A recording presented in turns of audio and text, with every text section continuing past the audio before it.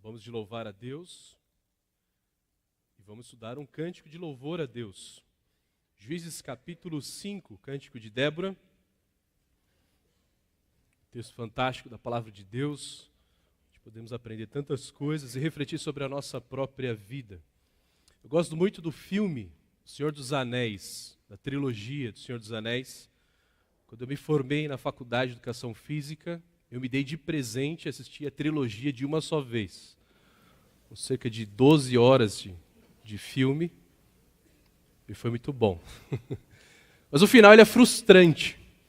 Porque a história é de um ser, um hobbit, e ele tem uma missão, ele tem que pegar um anel que todo aquele que usa esse anel é despertado nessa pessoa ganância, desejos egoístas, desejo de poder, a pessoa se transforma.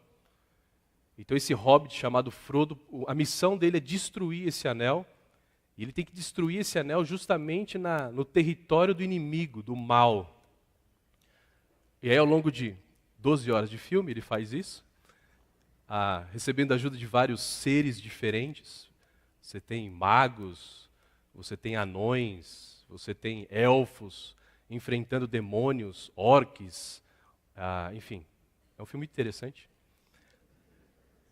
Mas depois de 12 horas de filme, eles finalmente conseguem destruir aquele anel, e aí Frodo e seus amigos eles voltam para a cidade dele, para o condado dos hobbits. E quando eles chegam lá, depois de toda a aventura que experimentaram, todas as experiências que eles tiveram, a alegria de vencer o mal destruindo aquele anel, eles chegam no condado e o condado não sabe de nada o que aconteceu. Eles chegam, você sabe que eles são heróis, você espera algum tipo de reconhecimento do pessoal do condado, mas ninguém dá a mínima para eles. Não passam de jovens. E a gente sabe que nós olhamos para os jovens como irresponsáveis, inexperientes, imaturos, e é assim que o condado continua os tratando, né? E é frustrante, porque depois de toda a trama da vitória contra o mal, aquelas pessoas da terra deles não participaram, não tiveram nenhum tipo de alegria. É interessante quando nós pensamos em relação à vida cristã, acontece a mesma coisa. Na vida cristã, nós somos chamados a uma batalha, nós somos chamados a uma aventura ao lado de Deus, na batalha contra o mal, uma batalha que já foi vencida, aliás, uma guerra que já foi vencida, mas ainda existem muitas batalhas que enfrentamos na nossa vida, como igreja, como crentes em Cristo Jesus.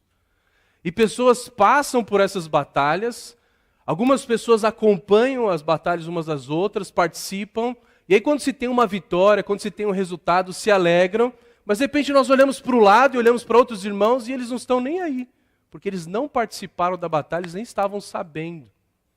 E um pequeno grupo de pessoas se alegra com Deus, louva a Deus, adora a Deus, de repente chega no domingo de manhã, canta diferente, porque eles sabem o que eles passaram durante essa semana, mas os outros que não sabem, eles simplesmente cantam.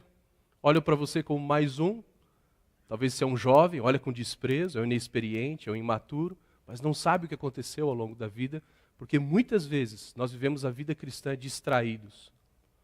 Não participamos da batalha espiritual que acontece dia após dia. Isso acaba afetando até mesmo a sua adoração. Como que você cantou nessa manhã?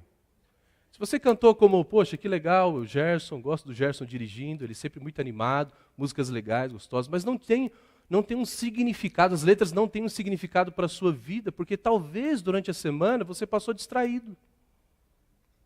Você estava focado no seu trabalho, você estava focado na rotina da sua família.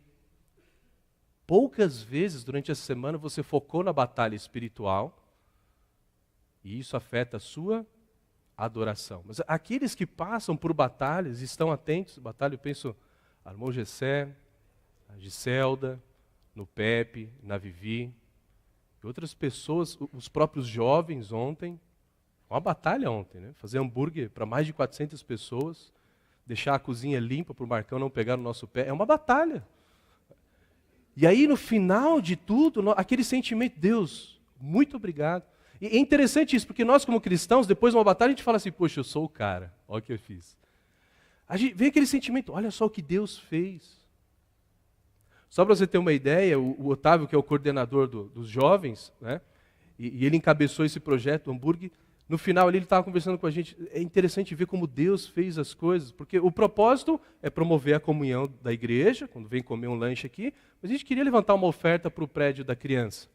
E ele falou que ao longo da semana, quando ele estava pesquisando o material para fazer o hambúrguer, ele chegou no local e a carne tinha acabado de entrar em promoção. Pagou mais barato pela carne. Aí foi comprar o refrigerante, chegou lá no mercado, tinha um lote de refrigerante. Refrigerante bom? Refrigerante bom. E aí estava mais barato, porque já tinha vencido. Não estou brincando, não tinha vencido, mas estava prestes a vencer. Vai vencer semana que vem. Mas como isso ele viu o poder de Deus, a ação de Deus, ajudando no propósito dessa programação. Agora, quem não se envolveu com esse projeto, talvez veio aqui, comeu, foi gostoso, você já consegue se alegrar um pouco mais, mas tem gente que... a programação dos jovens, é mais uma programação, não vou fazer o esforço para estar aqui, enfim, deixou passar. Para você foi uma programação que você não veio, mais uma que você não veio, e não tem um sentimento de alegria e de gratidão. E quando nós olhamos para esse cântico, o cântico de Débora, é um cântico de adoração a Deus, de alegria, de louvor a Deus, por aquilo que Débora, Baraque e o povo de Israel havia passado ao vencer o exército cananita, e ela escreve um cântico de louvor a Deus. Então o nosso louvor a Deus, a nossa adoração a Deus está relacionado com o nosso envolvimento naquilo que Deus está fazendo. A forma como você adora a Deus, a forma como você é grato a Deus, o nível que você está grato a Deus, ele é relacionado ao seu nível de envolvimento naquilo que Deus está fazendo. Então, se você não percebe o que Deus está fazendo na nossa igreja, se você não percebe o que Deus está fazendo na pessoa que está ao seu lado, e até se você não percebe o que Deus está fazendo na sua vida, a sua gratidão na verdade não há ingratidão, é uma certa indiferença, apatia em relação a Deus. Olha como o texto mostra isso. O texto começa no versículo 5 dizendo: naquele dia Débora e Baraque, filho de Abinoão, cantaram esse cântico. Que dia? Nós vimos no capítulo 4, na semana passada, que mais uma vez o povo de Israel pecou, se afastaram de Deus, começaram a adorar os deuses cananitas, Baal. Então Deus, ele traz como juízo, como castigo, ele traz um povo para oprimir o seu povo, o povo de Israel, disciplina. E dessa vez ele trouxe os cananitas, uma junção de várias nações, lideradas do rei Jabim, e eles começam a oprimir cruelmente o povo de Israel. E quem lidera essa opressão é o comandante do exército, Sísera, que ele conta com 900 carros de guerra feitos de ferro. Uma tecnologia extremamente avançada nessa época, da idade do bronze. E o povo de Israel está sofrendo, então eles clamam a Deus. Aliás, no texto não diz que eles clamam a Deus, mas diz que nessa época, quem liderava o povo de Israel como profetisa e como juiz é Débora. E nós vimos na semana passada como uma mulher liderando uma nação mostra a impiedade de um povo, de homens que deveriam assumir o seu papel de liderança, mas por causa da impiedade, são apáticos e a mulher toma o poder. Nós vemos que ao longo do texto, Débora, ela traz a palavra do Senhor para Baraque. Baraque assumia a liderança do povo para vencer os cananitas, e como Deus faz isso de forma milagrosa, de forma sobrenatural e de forma soberana. E todo aquele exército com 900 carros de guerra batem em retirada, inclusive o comandante Sísera. O homem tão temido sai correndo. O homem que tinha 900 carros de guerra sai correndo a pé, fugindo. Se esconde dentro de uma tenda de uma mulher, Jael, e é morta por ela. E aí por causa disso, então, Baraque e Débora escrevem esse cântico. A partir do versículo 2, nós devemos ficar atentos, porque não é mais uma narrativa, mas é um cântico que é escrito de forma poética. E nós interpretamos poesia de forma diferente como nós interpretamos uma narrativa. Por que uma pessoa escreve um poema? A pessoa escreve um poema para expressar as suas emoções, os seus sentimentos. Então a mensagem da poesia está por trás dos sentimentos que são expressos por meio dela. Nós devemos lembrar que nós estamos lendo uma poesia hebraica, não uma poesia em português. A poesia em português existe um paralelismo de sons, de tons. Batatinha, quando nasce, se esparrama pelo chão. Eu esqueci o resto, mas termina com coração. Aí rima, chão com coração. Agora, é diferente da poesia hebraica, onde a rima é feita por ideias. Por exemplo, o versículo 2 diz: os chefes se puseram à frente em Israel, e o povo se apresentou espontaneamente. Então, da mesma forma como os chefes se voluntariaram, se colocaram à frente de Israel para a batalha que vai vir, da mesma forma o povo se apresentou espontaneamente. Então, são ideias paralelas. Nós devemos ficar atentos a isso à medida que nós vamos lendo. Não vou chamar sempre atenção para cada versículo, mas fique atento como existe essa repetição de ideia nos versos. Vez ou outra, existe um acréscimo à ideia. Por exemplo, versículo 3 diz: dai ouvidos, ó reis, paralelo, ouvi, ó príncipes. Cantarei ao Senhor, paralelo, entoarei um salmo ao Senhor, acréscimo, Deus de Israel. Então fique atento à medida que nós vamos lendo, depois em casa seria bom você reler, prestando atenção nesses detalhes, aprendendo com a riqueza desse cântico. É um cântico difícil de ser traduzido, porque é extremamente antigo, um dos primeiros poemas e cânticos do povo de Israel, por isso talvez algumas versões tenham algumas diferenças de tradução. Mas vamos ler. Começa mostrando um convite de louvor a Deus. Baraque e Débora convidam o povo para louvar a Deus. Ele diz aí no versículo 2, os chefes se puseram à frente de Israel, o povo se apresentou espontaneamente, louvai ao Senhor. É interessante a reação de Débora, a reação de Baraque, que eles convidam o povo a louvar a Deus. Por quê? Porque os chefes se apresentaram para a guerra, porque o povo se apresentou para a guerra. É algo bonito, nós vemos quando o povo de Deus se voluntaria, quando o povo de Deus se envolve naquilo que Deus está fazendo. É algo bonito de ver. Foi interessante como as pessoas vieram me procurar ontem, falando: puxa, Ricardo, parabéns pelo trabalho, ver a juventude trabalhando, os jovens dentro da cozinha, os adolescentes servindo o salão, o pessoal da recepção, o pessoal do caixa, o pessoal que conduziu aqui o som, o louvor, a devocional. É muito bom ver a juventude envolvida. E por que isso traz alegria? Porque é bom ver que as pessoas estão envolvidas naquilo que vale a pena. Dos jovens, adolescentes entendendo o que vale a pena, onde vale a pena investir a sua vida. Fizeram algo grandioso, é um evento grande, você preparar uma refeição bem feita para muitas pessoas é algo grandioso, mas eles sabiam que o propósito era bom, por isso Deus abençoaria. Então nós olhamos para eles servindo, isso traz alegria no nosso coração. Louvado seja o nome de Deus. Semana atrás, foi um grupo de pessoas servir a Deus em Monte Santo, dar um apoio para o missionário Fábio e Andréia. O que foi fantástico dessa vez, nessa viagem, é que o ônibus estava praticamente com a igreja representada. Você tinha pessoal da terceira idade, você tinha adultos casados, você tinha jovens, você tinha adolescentes. A igreja se envolvendo para dar um apoio para o nosso missionário Fábio e Andréia, os nossos missionários.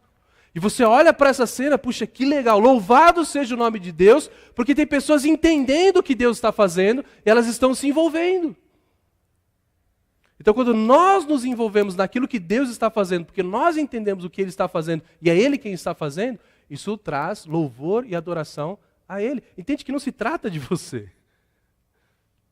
Não se trata que você se envolve e louvado seja o seu nome. A grande questão é que se você se envolve ou não, isso implica em adoração ou não a Deus.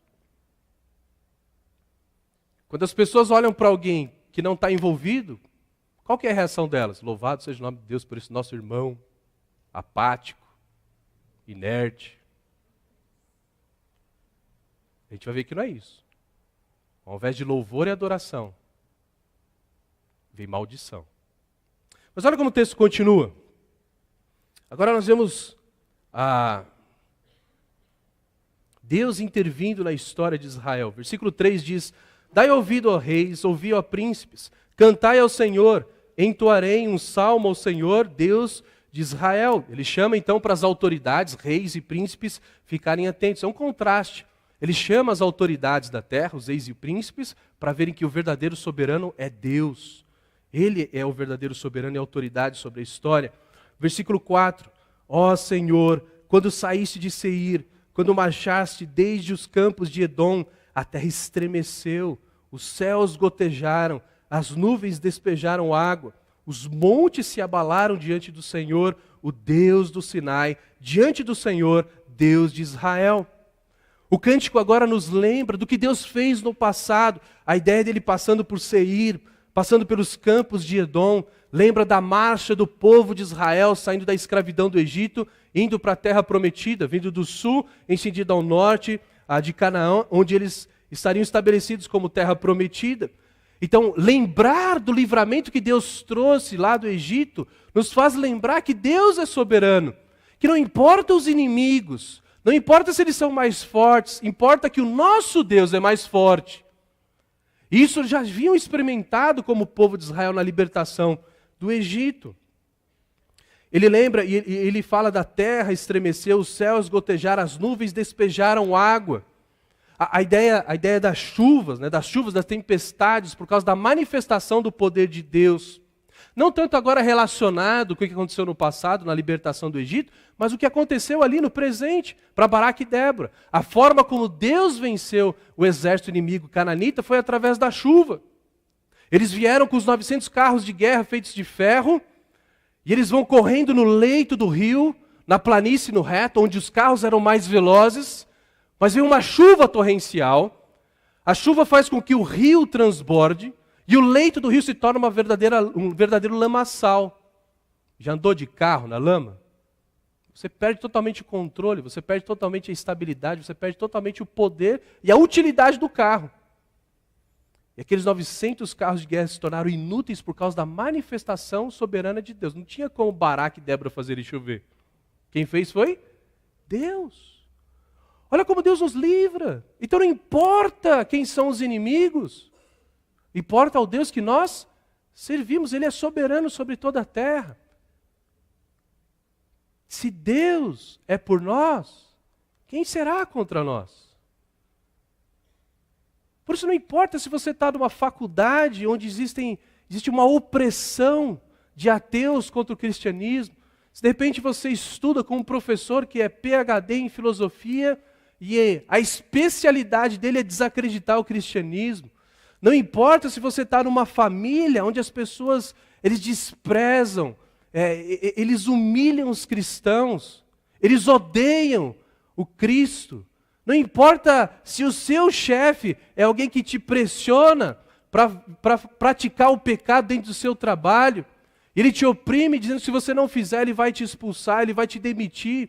Não importa como o inimigo se apresenta na sua vida.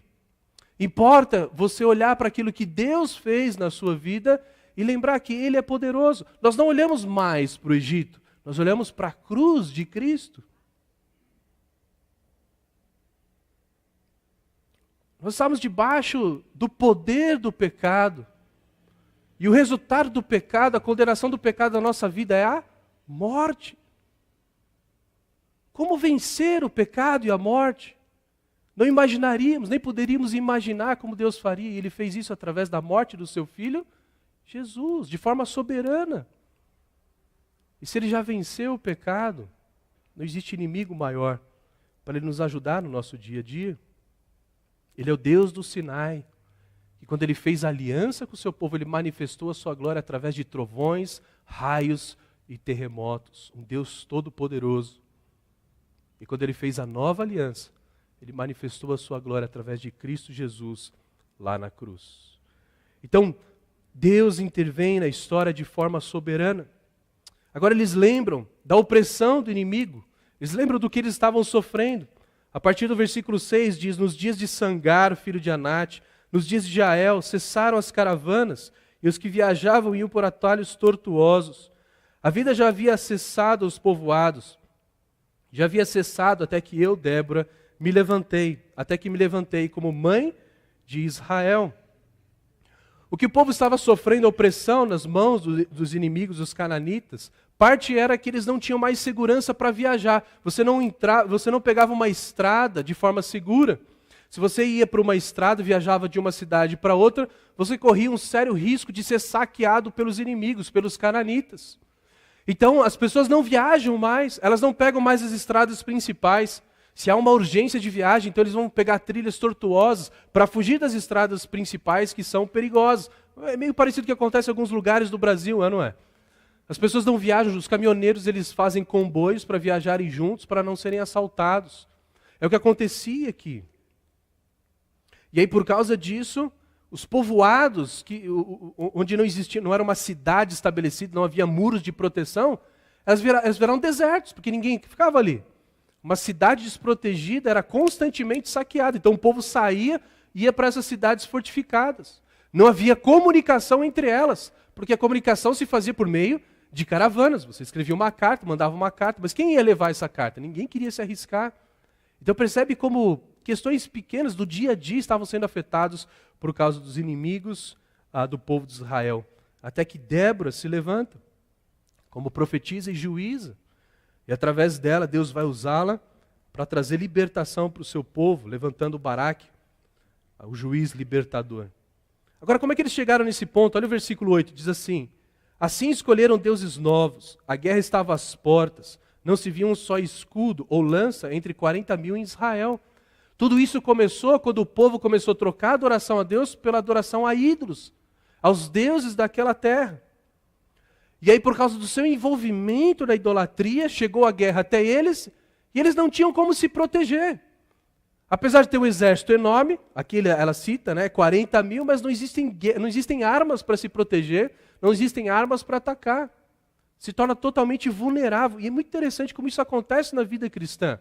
Quando nós começamos a desviar a nossa adoração, a nossa devoção de Deus para qualquer outra coisa, para o nosso trabalho, para os nossos amigos, para o nosso entretenimento, para a nossa família, nós começamos a nos afastar de Deus. Nosso tempo devocional é escasso, é raso, nós quase não oramos, nós perdemos a comunhão com os irmãos, o envolvimento com a igreja, e nós vamos nos afastando e cada vez mais nos enchendo do pecado, a prática pecaminosa, é aquilo que eu assisto, aqueles valores anticristãos que eu vou assistindo vão enchendo a minha cabeça, na conversa com as pessoas que não creem em Deus, os valores deles vão penetrando na minha vida, e eu começo a viver naquela prática, e queridos, o pecado, ele sempre é opressor, ele vai trazer sofrimento para a sua vida, e aí quando o seu casamento estiver acabando, quando seus filhos estiverem fugindo de casa, quando talvez você vai ter uma crise financeira por causa de uma desonestidade no passado, e você então, você enfrenta a dor e o sofrimento por causa do pecado, você não tem armas para batalhar contra isso. Porque você não tem a palavra de Deus, a espada de Deus na sua mente, você não lembra de textos, você não lembra da teologia saudável que te protege diante do pecado, da opressão do pecado. Você tem vergonha, você tem constrangimento de orar a Deus, porque, poxa, faz tanto tempo que eu ando longe de Deus, e agora eu vou falar com Ele, e aquele constrangimento de que se eu falar com Deus, Ele não vai me ouvir.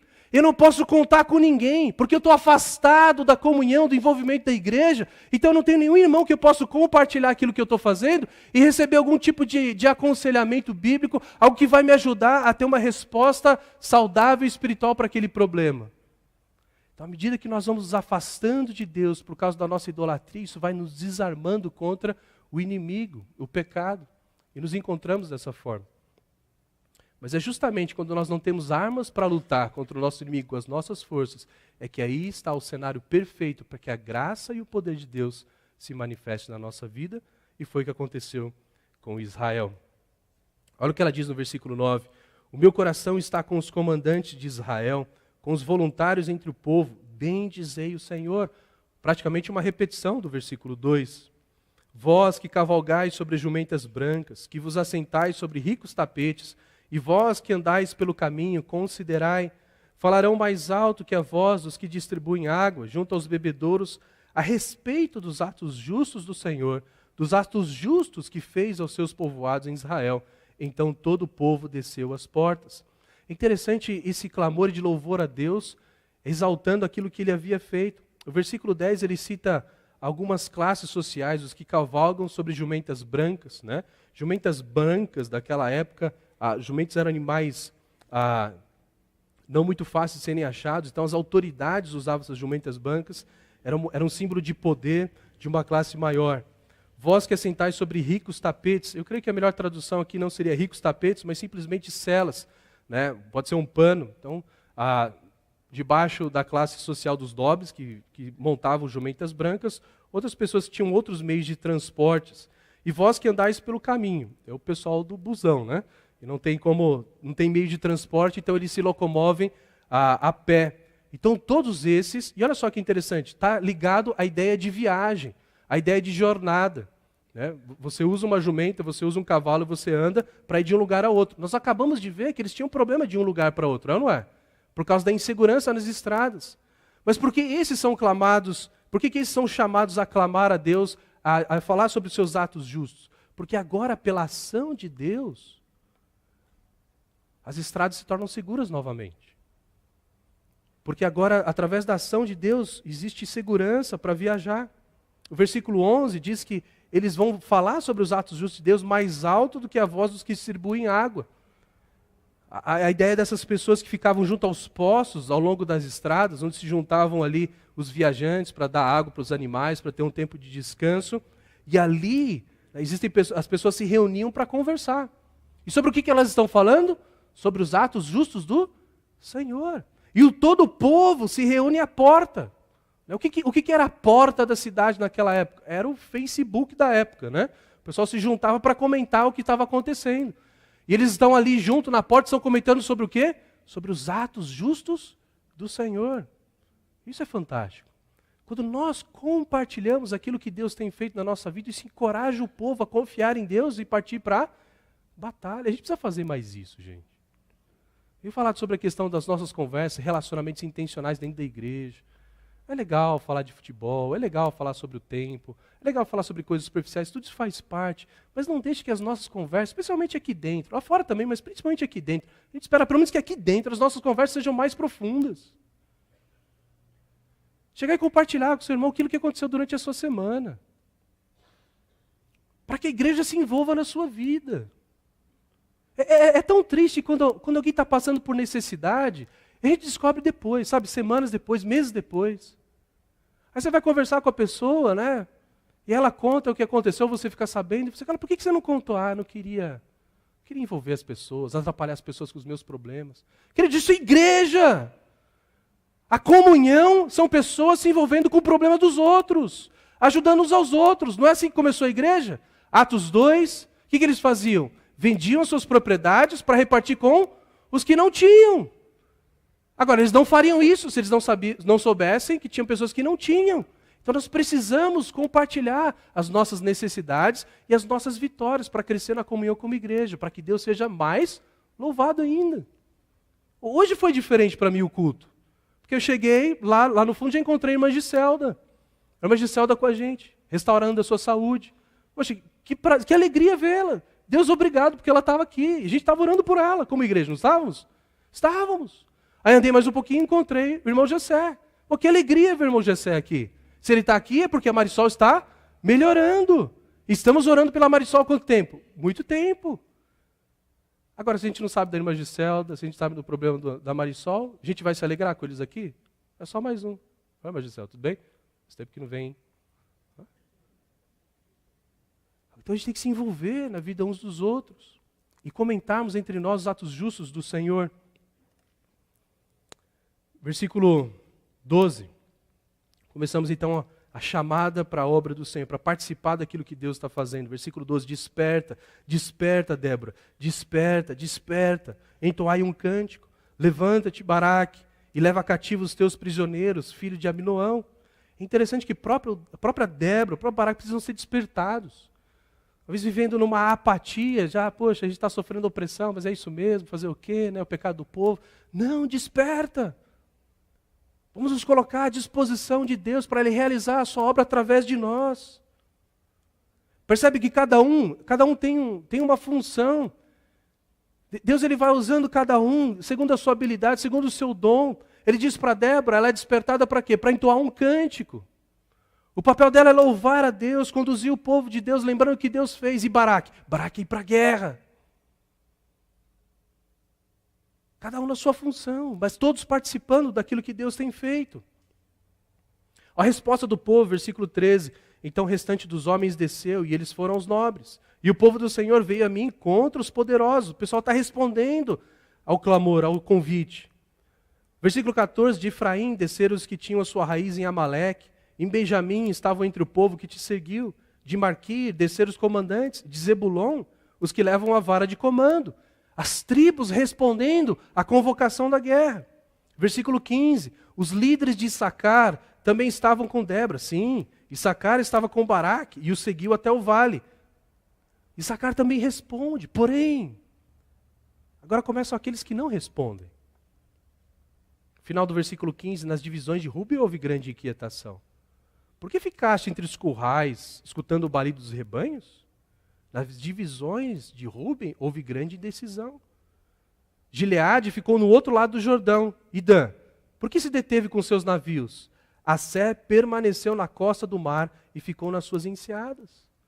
Algumas tribos não se envolveram. Alguns por covardia. Não vai dar essa guerra, de lutar contra 900 carros de guerra, não dá certo, não vamos. Outros estavam preocupados com a sua própria vida, nos seus navios, fazendo comércio. Cara, não dá, agora eu estou focado aqui no meu trabalho. Alguns estavam envolvidos nas suas próprias batalhas. Outros estavam no conforto do seu território. Bom, já tenho meu território, está tudo bem aqui, eu vou ficar aqui. A indiferença por parte de algumas tribos. E às vezes nós somos assim. Nós somos assim. Distraídos com a nossa vida, talvez focado tanto nesse mundo, nas coisas desse mundo, e não nos envolvemos na batalha do Senhor. O seu envolvimento na igreja mostra um pouco disso. Não falando que você só se envolve naquilo que Deus está fazendo através da igreja. Mas é o principal meio de você se envolver naquilo que Deus está fazendo, é o envolvimento na igreja. Quando inaugurar o prédio da criança, qual que vai ser a sua alegria? Depende do seu envolvimento. Para que o prédio da criança saia. Aqueles que estão envolvidos, poxa, que legal, graças a Deus. Aqueles que não estão envolvidos, poxa, que hora que vai mudar de assunto? Indiferença. De qual parte você participa? Qual parte você está? Dos corajosos que se envolvem na confiança do Senhor, dos covardes, dos distraídos? Lembra que isso vai implicar a sua adoração a Deus, a forma como você adora a Deus. Olha o povo de Zebulon, versículo 18. O povo de Zebulon se expôs à morte, como também o povo de Naftali nas regiões altas dos campos. Essas duas tribos, Zebulon e Naftali, eles se envolveram totalmente. Tanto é que elas são as únicas mencionadas no capítulo 4. Estão expostas à morte para enfrentar os inimigos de Deus. E veja como Deus derrotou os seus inimigos. Versículo 19. Vieram os reis e guerrearam. Os reis de Canaã guerrearam em Taanac, junto às águas do Megido, e não tomaram despojo de prata. Interessante essa. Eles vieram com tudo, vieram confiantes da vitória, afinal eles têm carros de guerra de ferro. Mas eles não levaram despojo. Por quê? Perderam a batalha. Desde os céus as estrelas guerrearam, desde as suas órbitas guerrearam contra Císera. Interessante como as forças cósmicas lutavam contra o exército cananita, porque Deus é soberano sobre as forças cósmicas. O ribeiro de Quizon os arrastou, aquele antigo ribeiro, o ribeiro de Quizon. Avante, minha alma, ser forte. Por causa da inundação desse ribeiro, os carros foram derrotados. E isso traz uma confiança. Olha, no meio do cântico ela diz, avante, minha alma, ser forte. Lembrar o poder de Deus, a vitória de Deus nos dá coragem para nos envolver cada vez mais. Então os cascos dos cavalos golpearam a terra, e na fuga precipitada dos seus valentes, eles foram derrotados por Deus. Olha o versículo 23, como é forte. Amaldiçoai Merós, diz o Senhor, diz o anjo do Senhor. Amaldiçoai seus habitantes, pois não vieram em socorro do Senhor contra os valentes.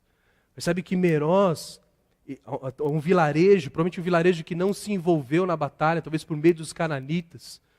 Então, poxa, eu não vou me envolver nisso aqui, porque depois os cananitas destruíram o exército de Israel, eles vão vir para cima da gente. Então vamos fazer o seguinte, vamos ser aliados dos cananitas, mas olha só, eles são amaldiçoados por causa disso. É interessante que o texto diz que eles não vieram no socorro do Senhor. Não que o Senhor ele precisa do socorro. Deus ele não precisa de nós. Mas é nossa responsabilidade, nosso privilégio participar daquilo que Deus está fazendo para Ele fazer através de nós. Eu lembro do texto de Esther, quando Esther se tornou rainha da Pérsia, e o seu tio falou que havia uma conspiração para matar todos os judeus. E falou, Esther, você como rainha vai e conversa com o rei sobre isso. E Esther responde, tem um problema. Ninguém pode se apresentar diante do rei sem ser convidado. Eu corro risco de vida se eu for me apresentar diante do rei. Então eu não sei se eu vou fazer isso. A resposta do seu tio é algo fantástico. Ele diz, não pense pelo fato de você estar no palácio do rei, de todos os judeus só você escapará. Olha o que ele diz, pois se você ficar calada nessa hora, socorro e livramento surgirão de outra parte para os judeus. Mas você e a família do seu pai morrerão.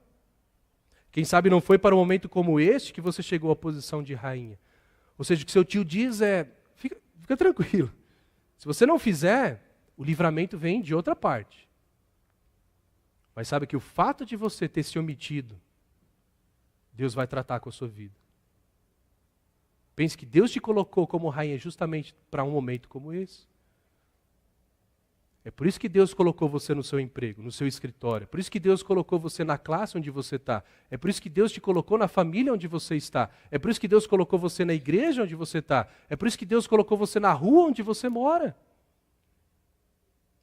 É porque Deus quer realizar a sua obra ali. E você deve se envolver. E não quer dizer que se você não se envolver, a obra de Deus estará impedida. Não, Deus vai fazer a obra dele independente de você. Mas se você não se envolver, saiba que você será cobrado disso. Servo injusto, infiel. Deus te deu uma oportunidade e o que você fez com ela? Por isso, Meroz é amaldiçoada. Em contraste, Jael é abençoada. Versículo 24. Bendita seja Jael, mulher de Éber, o queneu, entre todas as mulheres, bendita entre as mulheres nômades. Ele pediu água, ela lhe deu leite. Em taça de príncipes, ofereceu-lhe coalhada. Estendeu a mão para pegar a estaca, e com a mão direita pegou o martelo dos trabalhadores. Golpeou Sísera, rachando-lhe a cabeça. Furou e atravessou-lhe as têmporas. É interessante que, diferente de Meroz, Jael, uma mulher que é casada com o queneu Éber. Éber significa aliado. Ele que era um aliado de Sísera. Mas Jael, ao invés de ser aliada do inimigo do povo de Deus, se tornou aliada do próprio Deus e do seu povo. E ela acabou até mesmo se colocando em risco, matando o comandante do exército inimigo, mas ela fez isso por fidelidade e confiança em Deus. Por isso ela é abençoada. E o que acontece com o grande comandante? Versículo 27. Aos pés dela encurvou-se e caiu, e ficou estirado. Aos pés dela encurvou-se e caiu. Onde encurvou, ali caiu morto. Percebe a ênfase de Sísera, caindo encurvado e morrendo, humilhado aos pés de uma mulher. Agora em contraste com outra mulher, a mãe de Sísera. Olha o que acontece no versículo 28. A mãe de Sísera olhava pela janela e atrás da grade exclamava, por que o seu carro tarda em vir? Por que demora o ruído dos seus carros? As suas damas mais sábias respondiam e ela pensava consigo mesma, certamente estão achando e repartindo despojos, uma ou duas moças para cada homem, despojos de roupas coloridas para Sísera, despojos de roupas coloridas e bordadas para o meu pescoço. Sísera demora a voltar da batalha. Ela não recebeu a atualização do status no Facebook, derrota, perdemos. Né? E aí ela não sabe o que está acontecendo, mas ela está acostumada a quê? A Sísera voltar vitorioso. Então ela fica pensando, bom, acho que tem tanta coisa para eles dividirem dos despojos. Perceba a maldade do povo, uma ou duas mulheres para cada homem. A luxúria desse povo, a imoralidade desse povo. E olha a arrogância dessa mulher. Provavelmente está escolhendo algumas roupas coloridas, que eram roupas de nobreza, e com certeza vou ganhar algumas dessas roupas. E o cântico para aqui, na descrição da mãe de Sísera. Isso traz para nós um sentimento, né, dessa arrogância do inimigo e como o inimigo, apesar de se achar mais forte, nosso Deus ele é soberano e mais forte. E ele termina dizendo, ó Senhor, morram assim todos os teus inimigos. Entretanto, os que te amam, sejam como o sol quando se levanta a sua força. O cântico termina com o desejo de que todos os inimigos do povo de Deus e de Deus morram dessa forma. Uma forma violenta, uma forma trágica, dramática, mas mostrando o poder de Deus. Eu sei que aí você nós olhamos para isso e pensamos em alguns inimigos nossos. Aquele nosso chefe, o patrão, o Estado Islâmico, outras religiões e seitas, os ateus. Gente, esses inimigos de carne e osso eram para Israel na antiga aliança.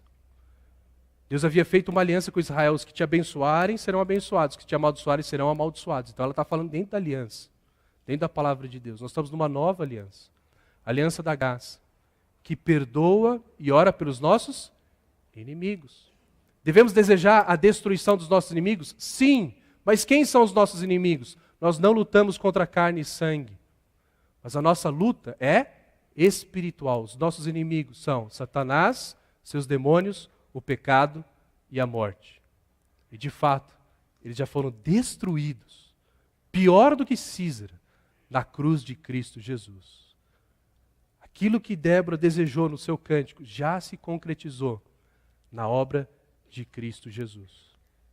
E por causa da certeza dessa vitória, nós devemos nos envolver na obra que o Senhor tem feito aqui, na nossa vida. Você está dentro ou você está fora? Você se identifica com as tribos que se envolveram na batalha, na obra do Senhor? Ou você se identifica com aqueles que não se envolvem, estão indiferentes? Ou pior, talvez você seja do exército cananita.